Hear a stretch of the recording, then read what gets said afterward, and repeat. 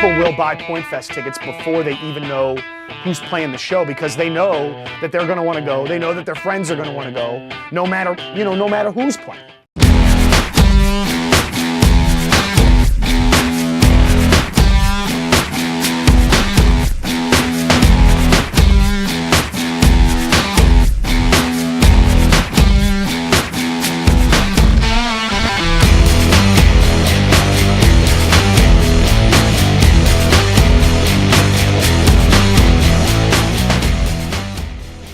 Pointfest is not just about the music anymore, it's a rite of passage. It's a gathering place, usually at the beginning of the spring. When you go to Pointfest, you know spring is here, summertime is upon us. Let's let loose.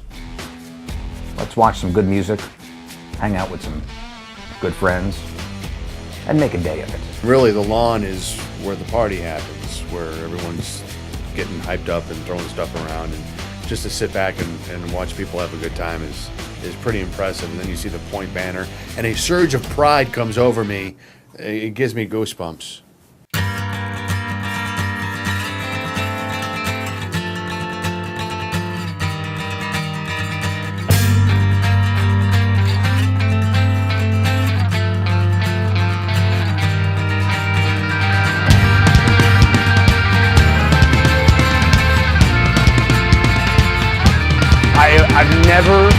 I've never been to a Pointfest where I have not been amazed by the people that are there. I love it because it doesn't matter who's playing.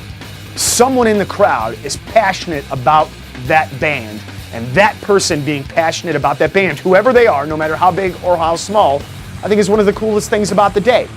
One of my favorite things at Pointfest, and this has happened at the past 10 Pointfests that I've gone to, is standing on stage right before the headliner goes on.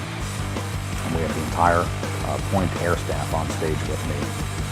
And to look out into the crowd and see, God, over 20,000 people just standing up, screaming. It's so much more than just a concert, that it's an event now, and people,